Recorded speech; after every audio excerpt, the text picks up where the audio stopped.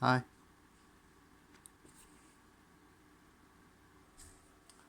Oh, hello there. How are you lot fucking intro. How are you lot doing today? I'm doing terrible, as always.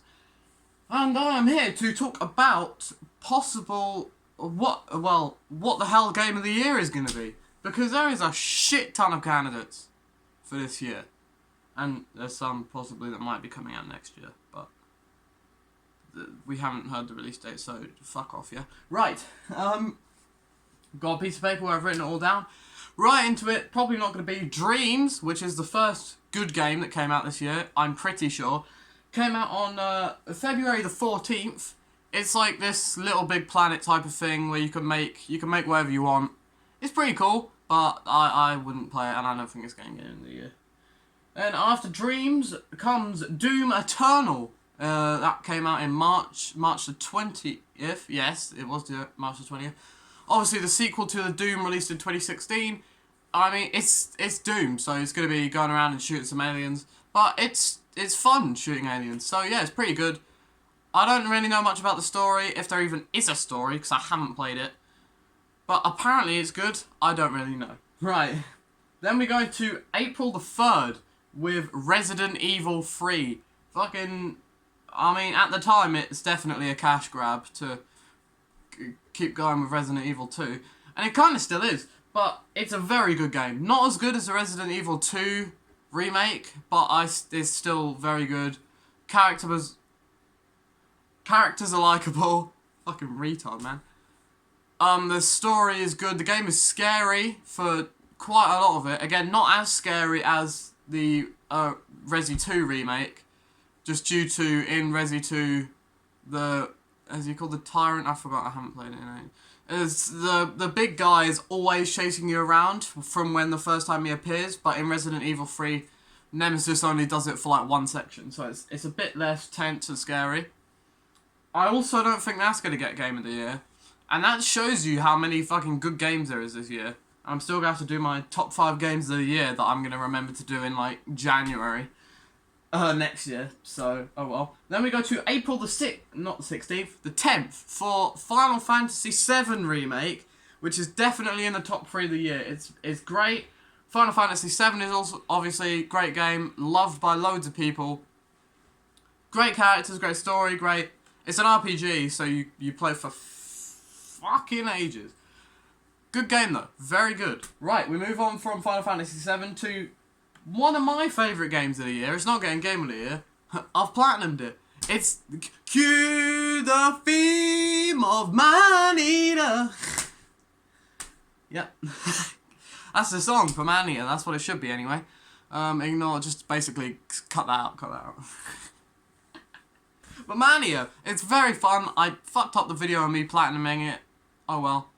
But it's very fun. You're literally a shark. You go around and eat people, and the story is really good for the game that it is. It's a really good story. Then obviously, if you want to be controversial, June the 19th, Last of Us 2. If you want there to be literal riots and for Neil Druckmann's head to be put up on a spear, then you go for this one. But I think people deciding Game of the Year aren't that retarded, and that realistically, this game should be nowhere near Game of the Year. Not even close to it. Shit gameplay, shit story. It shouldn't be there. Shouldn't be there. Right. Coming out on June the 23rd, which is actually tomorrow, which will be today, if this video takes as long to upload as I'm assuming it will. SpongeBob Battle for Bikini Bottom. Now this game, right? This game is it focuses obviously on this man, this guy, but it's not as bad as you think it would be. It's actually a PS2 game that has been remastered for the PS4, and it looks fun. It looks fun. It's a little more goofy than SpongeBob actually is, but it looks good, and it's only like 20 odd quid for a brand new game. Well, not brand new, but it's 20 quid. Bro, I have to pay more than that for GTA 5. And that's also on the PS5. Like, what? Anyway. Then, July 17th. The game that I was most excited for this year.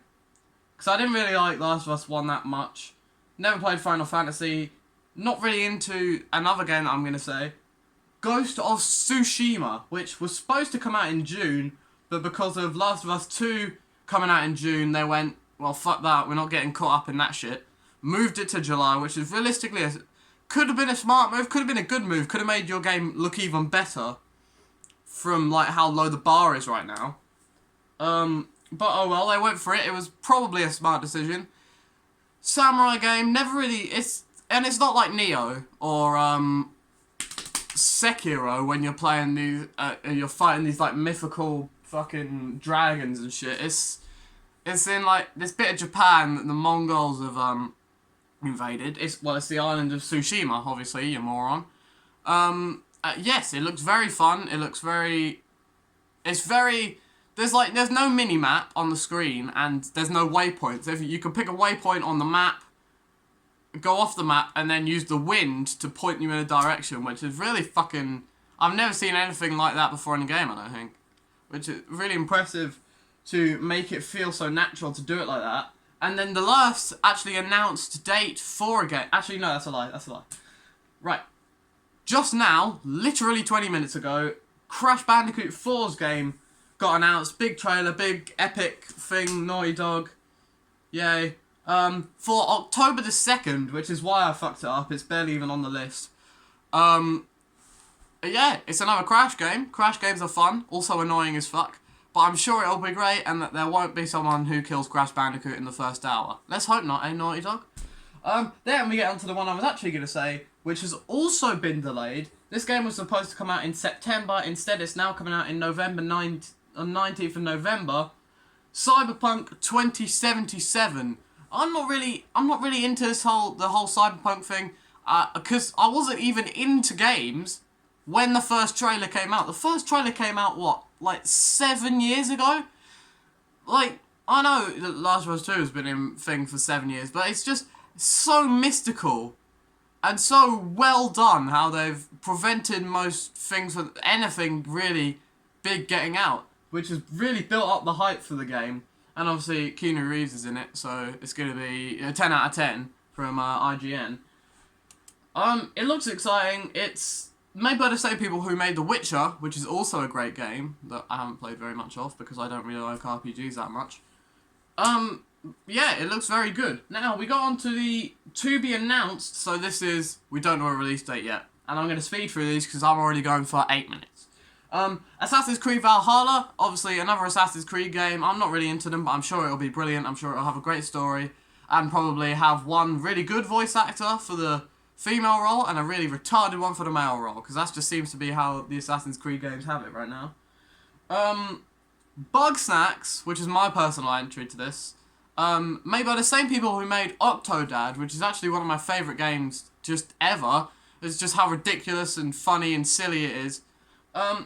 We haven't really seen much of it. It's obviously coming out on the PS5, so we don't know when it's going to come out. It might come out next year, which is why a couple of these are probably not going to be Game of the Year this year, because I might not even come out this year.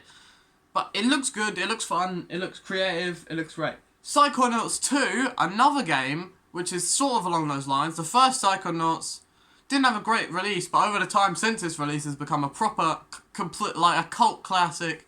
People love it. It's great. It's set in a summer camp. It's really good. There's a load of stuff you can find out about the story that makes it just better and better the more you do. It's very fun. Then, of course, there is the new Horizon game, which I've forgotten the sub-name to. People thought it was going to be called Horizon Zero Dawn 2. That's not what they called it. They called it Horizon New West or something. Honestly, I don't know. But it's another Horizon game. I'm not really into Horizon. And I'm pretty sure it's coming out next year, so I'm going to stop talking about it now. There is obviously Watch Dogs Legion, which was supposed to come out in fucking January. January it was supposed to come out. Was it January? I think it was January. It was one of the first 3 months of the year it was supposed to come out. Got delayed for them, you didn't hear anything about it for ages, and now it looks like it's going to be coming out later on this year. Maybe as a launch title for the PS5, which is... I don't know. I don't really know about that. That's sort of what Cyberpunk is looking like it's going to be as well. which I'm fine with as long as you could get it on older consoles, because, to be fair, I'm a bit skinned, but I could sell a load of shit in here and probably buy the new console if I wanted to. But if I don't want to, I still want to play the new games, you get what I mean? Even if it looks worse or it runs a bit slower. I don't mind that. If I want to play it, I'll play it. Then there is, I can't read that. Oh yes, of course. The new Ratchet and Clank game. Literally everyone is just making their old characters new games. Crash Bandicoot 4, SpongeBob game, Ratchet and Clank. There's another one that's a little bit lower down that I can't remember right now. I have no idea what the other one is. But Ratchet and Clank, it looks very fun. The last game that came out was what? They made a game about a movie that was about the game, so that doesn't really count. But I think the last game that actually came out that was, written by people who actually make games was on the PS3, and I think that was a cracking time. Which was also a good game. But hopefully this is a good game. It looks fun. It looks fucking insane. If you've seen the little trailer, it looks batshit fucking mental. Stuff going on all the time. Looks fun. Hopefully the camera isn't shit, because if the camera's shit, then it's going to be a shit game because you can't see what's going on. Stuff like that annoys me. Like quickly, Deadpool's game, I love it. It's great, but the camera's shit. So that brings it down a lot for me. Still might play it again though, try and plan on it for a video. Anyway, then of course we're going to finish this part of the video with Spider-Man Miles Morales edition, whatever it is. It's Spider-Man, again. The Spider-Man PS4 was fun. It was so good that even my lazy ass decided to do everything in it, which is how you know a game is good, when my tiny span of mind can actually play a game long enough to 100% it and get the platinum in it. You know it's a good game. Or just a game that I enjoy. But, yeah, a good game, right? Watch Dogs 2 is going to be having a go at me here. But, yeah, it's Spider-Man again. You accept your Miles Morales. I don't know if they've stated already whether it's a sort of DLC thing like Uncharted The Lost Legacy was, or if it's its whole standalone thing away from the first game. I don't really know if they're going to carry on the storyline that they had going for the last one, spoilers, if Aunt May's still dead, or if they're going to, change it around. I'm not sure. I really don't know. But hopefully it's going to be a fun game. Hopefully it'll be... The only thing I want from it is for the side activities to be a little bit less boring. Because some of the side missions in Spider-Man PS4 were boring as fuck, bro. They were so bad. Right. So, I'm going to go with a top 3. Top 3 format is what I'm going to go with, I think. And right now I'm trying to actually pick one. Right. We're going to go number 3. I'm going to go Ghost of Tsushima for number 3. Hopefully, all the trailers look really good. It looks really fun, looks really exciting. You can obviously either play as a samurai or as a ninja and sort of intertwine the two. Loads of customization. The world looks incredible in it, and the map is apparently massive as well. So yeah, I reckon it'll get number 3. I don't know very much about the story yet. There is obviously the Mongols invaded and killed a load of people, and you're trying to get the Mongols out. That's basically all we know about the story, I'm pretty sure. And that the main character is called Jin. That's practically all we know. But I'm sure it's going to be a great game. I'm sure it'll be really fun. Probably quite challenging as well. Yeah, so that's my number 3. And number 2, I'm going to go with Final Fantasy VII, is what I'm going to go with. The remake of Final Fantasy VII. Obviously, I haven't actually played it, but I've seen people play it. I've seen people comment on it and say that the gameplay is really fun, it's really smooth, the story is taught out well in the way that they've redone it. Everything, the whole world looks immaculate, it looks brilliant apparently. So yeah, it's really good, but I don't think that it's going to be good enough to beat out Cyberpunk 2077. I think this game is destined to be Game of the Year this year. I think that, Last of Us 2, it could have had it, but it flopped. It's been pushed back for so long now. Reminds me of the second South Park game, where it came out a whole year later than it was supposed to.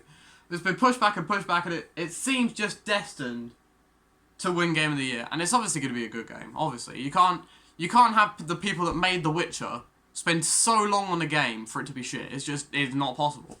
So yeah, they are my top 3, and I think the ones that are least likely to get it from the list are Dreams, Bug Snacks, Man Eater, and Last of Us 2. So hopefully you enjoyed. I know I enjoyed rambling on at you for what, 15 minutes of your life. So yeah, here's my hat to cover up the camera for the end of the video. Au revoir.